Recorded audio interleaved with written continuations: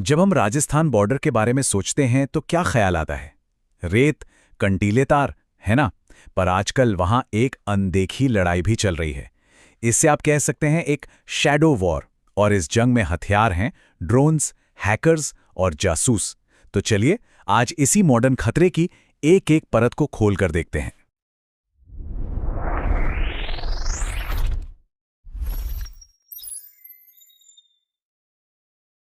तो ये सब शुरू कहाँ से हुआ?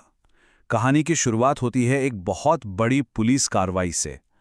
हनुमानगढ़ में पुलिस के हाथ लगती है करीब 15 करोड़ रुपए की हेरोइन। अब ये सिर्फ एक और ड्रग्स की खेप नहीं थी। नहीं, ये तो एक बहुत बड़ी, बहुत ही खतरनाक पहेली का बस पहला टुकड़ा था। पुलिस ने जब एक लग्जरी कार को रोका और उसकी तलाशी ली तो उनके होश उड़ गए। अंदर सिर्फ ड्रग्स नहीं थे, विदेशी पिस्टल्स और जिंदा कारतूस भी मिले। मतलब ये मामला सिर्फ तस्करी का नहीं था, ये तो हथियारों की सप्लाई का था। और पुलिस का शक सीधा गया बॉर्डर पार से आने वाले ड्रोन्स पर। अब देखिए, पुलिस ने दो कुख्यात हिस्ट्री शीटर को गिरफ्तार कर लिया। पहली नजर में लगा कि वाह, क्या बड़ी कामयाबी है। ऐसा लगा मानो पूरे नेटवर्क की कमर ही तोड़ दी। पर असल में ये तो सिर्फ आइसबर्ग का टिप था। मतलब जो दिख रहा था, खतरा उससे कहीं ज्यादा बड़ा और गहरा था। तो सवाल ये उठता है कि क्या ये बस एक और ड्रग्स पकड़ने का मामला था? बिल्कुल नहीं। जैसे जैसे जांच आगे बढ़ी, एक बहुत ही चौंकाने वाली तस्वीर सामने आने लगी। पता चला कि ये कोई अकेली घटना नहीं थी। ये तो एक बहुत बड़ी सोची समझी साजिश का हिस्सा था। और बात सिर्फ ड्रग्स से कहीं आगे की थी। जब इन्वेस्टिगेटर्स ने सारे डॉट्स कनेक्ट करने शुरू किए, मतलब एक एक कड़ी को जोड़ा, तो उन्हें समझ आया कि ये लड़ाई सिर्फ जमीन पर नहीं, बल्कि डिजिटल दुनिया में, यानी साइबर वर्ल्ड में भी लड़ी जा रही थी। और ये पता कैसे चला? देखिए, उसी इलाके में एक बहुत बड़े साइबर फ्रॉड नेटवर्क का पर्दाफाश हुआ। और हम छोटे मोटे फ्रॉड की बात नहीं कर रहे। इसमें करीब 3.26 करोड़ रुपए के ट्रांजैक्शंस हुए थे। हैरान करने वाली बात तो ये थी कि 14 अलग अलग राज्यों से आई शिकायतों के तार सीधे इसी बॉर्डर एरिया से जुड़ रहे थे। अब ये साइबर क्रिमिनल बनते कैसे हैं, इसकी एक कहानी सुनिए। हरदीप सिंह 29 साल का एक नौजवान। 2025 की शुरुआत में उसे ऑनलाइन राबिया नाम की एक पाकिस्तानी लड़की से प्यार हो जाता है। वो पाकिस्तान जाना चाहता है, पर बॉर्डर पे टेंशन की वजह से प्लान रुक जाता है। यहीं पर कहानी में एक ट्विस्ट आता है। राबिया उसे लाहौर के एक साइबर गैंग से मिलवाती है। और देखते ही देखते हरदीप उस गैंग का इंडिया में मेन आदमी बन जाता है। उसका काम 100 से ज्यादा लोकल बैंक अकाउंट्स का इस्तेमाल करके पैसों को इधर उधर करना। और आखिर में 1 फरवरी 2026 को जब एक पीड़ित का डिसेबिलिटी पेंशन अकाउंट फ्रीज होता है, तो पूरा का पूरा नेटवर्क पकड़ में आ जाता है और हरदीप गिरफ्तार हो जाता है। लेकिन रुकिए, कहानी यहीं खत्म नहीं होती। खतरा सिर्फ ड्रग्स और साइबर फ्रॉड का नहीं था। एक तीसरा फ्रंट भी खुला हुआ था, जासूसी का। और तरीका वही पुराना, हनी ट्रैप। इंटेलिजेंस एजेंसीज ने पता लगाया कि कैसे सोशल मीडिया पर खूबसूरत प्रोफाइल बनाकर लोकल लोगों को फंसाया जा रहा था, ताकि उनसे हमारी सेना से जुड़ी सेंसिटिव जानकारी निकलवाई जा सके। तो अब आप पूरी तस्वीर देख सकते हैं। ये एक तरह का 2 फ्रंट वॉर है, एक शैडो वॉर जिसके 2 मोर्चे हैं। पहला मोर्चा है जमीन पर, फिजिकल स्मगलिंग का। ड्रोन से ड्रग्स और हथियार आ रहे हैं। दूसरा मोर्चा है डिजिटल, साइबर वर्ल्ड में। यहां साइबर फ्रॉड, हनी ट्रैप और क्रिप्टो करेंसी का इस्तेमाल हो रहा है। और सबसे अहम बात, ये दोनों मोर्चे आपस में जुड़े हुए हैं। तो अब सवाल ये है कि आखिर ये नेटवर्क ऑपरेट कैसे करते हैं? इनका काम करने का तरीका क्या है?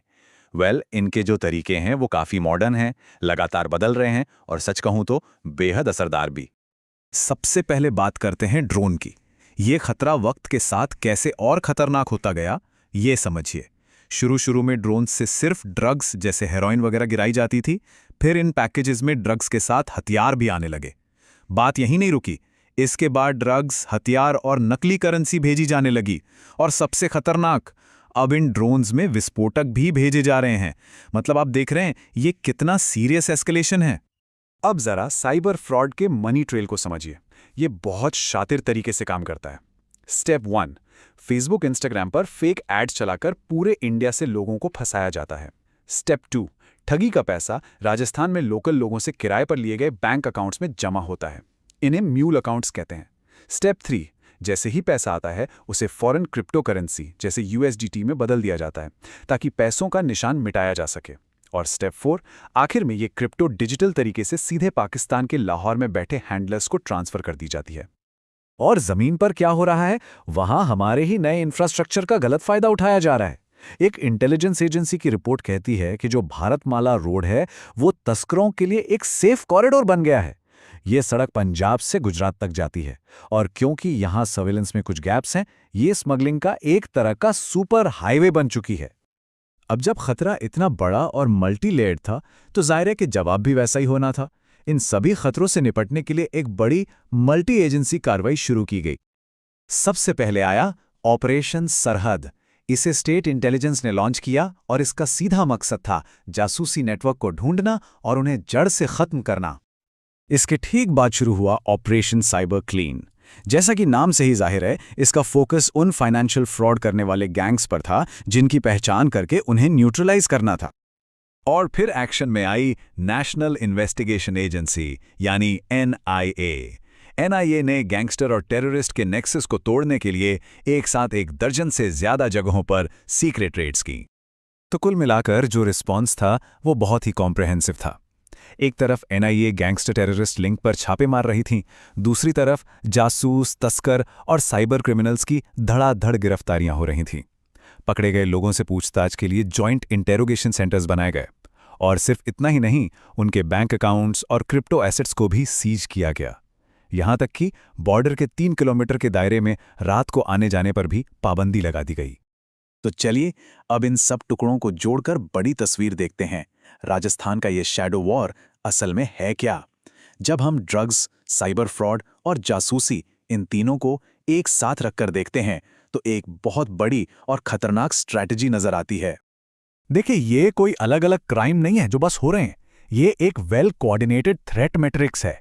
नार्को टेररिज्म के लिए ड्रोन और स्मगलिंग कॉरिडोर का इस्तेमाल हो रहा है, जिसका सीधा निशाना हमारी नेशनल सिक्योरिटी है। साइबर क्राइम के लिए सोशल मीडिया और क्रिप्टो का इस्तेमाल हो रहा है, जिसका मकसद हमारी इकोनॉमिक स्टेबिलिटी को चोट पहुंचाना है। और जासूसी के लिए हनी ट्रैप और लोकल लोगों का इस्तेमाल हो रहा है, जिससे हमारी स्ट्रैटेजिक इंटेलिजेंस चुराई जा सके। तो इससे सबसे बड़ा टेकअवे क्या है? टेकअवे ये है कि नेशनल सिक्योरिटी की जो फ्रंट लाइन है वो अब सिर्फ हमारी फिजिकल बॉर्डर पर नहीं है। आज की लड़ाई का मैदान सोशल मीडिया भी है, हमारा फाइनेंशियल सिस्टम भी है और बॉर्डर की फेंसिंग से मीलों दूर बैठे हमारे अपने लोग भी हैं। और ये सब हमें एक बहुत बड़े और सोचने पर मजबूर करने वाले सवाल के साथ छोड़ जाता है। आज के इस दौर में जब ड्रोन हवा से आ सकते हैं और जासूस डिजिटल दुनिया से, तो फिर एक बॉर्डर का, एक सीमा का असल मतलब रह क्या जाता है?